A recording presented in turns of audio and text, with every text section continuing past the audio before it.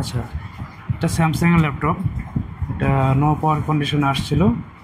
আসার পরে আমাদের যে ডিসি রিডিং আছে 100 মানে 0.100 উপরে চলে যাচ্ছিল, অনেক হাই। হ্যাঁ, অনেক হাইট। 3 ডিজিটের একটা কোডিং আসছিল।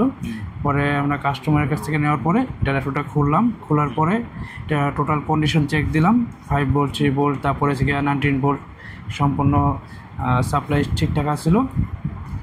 খালি আপনার 5 ভোল্ট 3 ভোল্টটা রেডি হচ্ছিল না। হ্যাঁ, কোথাও শর্ট ছিল না। তারপরে আমরা এটাকে ডায়াগনস্টিক করলাম। ডায়াগনস্টিক করার পরে এই 5 ভোল্টের যে ভিএসের যে সেকশনটা আছে ওইখানে আমরা শর্ট পাইছি। শর্ট পাওয়ার পরে প্রথমে এলইডি শর্ট ছিল না, কোনো কিছু শর্ট ছিল না, সম্পূর্ণ রেডি হচ্ছিল। অলওয়েজও শর্ট ছিল না, অলওয়েজও শর্ট দেখাচ্ছিল না। এখন এটা অলওয়েজের পরে যে আমাদের স্টেপ বিএস সেকশন, ওই বিএস সেকশনটা শর্ট হয়ে গেছিলো। যার কারণে আমরা যখন চার্জিং ডিসি পোর্টটা কানেক্ট করছিলাম, আমাদের ডিসি রিডিংয়ে 3 ডিজিটের একটা কোডিং আসছিল। তারপরে আমরা ওই যে শর্টটা ছিল রিমুভ করার পরে এখন দেখি আমরা এটা কী কন্ডিশনে আছে। ভিএস এর কোন ভোল্টেজটা শর্ট ছিল? 5 ভোল্টের ভিএস শর্ট ছিল। 5 ভোল্টের ভিএস শর্ট, ঠিক আছে। তারপরে ভিএস এর শর্টটা আমরা কিভাবে বের করলাম?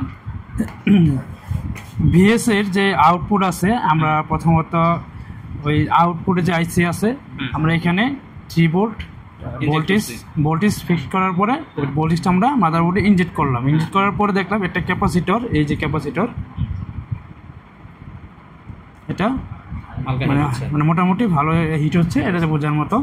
তারপরে আমরা এটা রিপ্লেস করলাম। রিপ্লেস করলে একটা ক্যাপাসিটর দিয়ে দেওয়ার পরে এখন এটা কী কন্ডিশনে আছে আমরা একটু চেক দেবো। রিপ্লেস করার পরে এখন রেডি হয়েছে কিনা সেটা আমরা দেখি।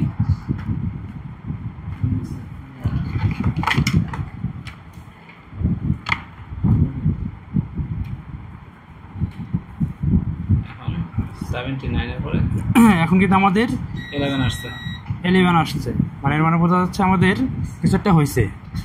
অলরেডি চার্জিং যে লিড এটা চলে আসছে, আমাদের যে পাওয়ারের 1 থেকে ড্রপ করছে, মানে ডিসপ্লেটা আশা করি চলে আসার কথা, অলরেডি চলে আসছে ডিসপ্লে, মানে আমাদের ল্যাপটপটি এখন রেডি আছে। এটা একটা নাইস একটা কেস স্টাডি।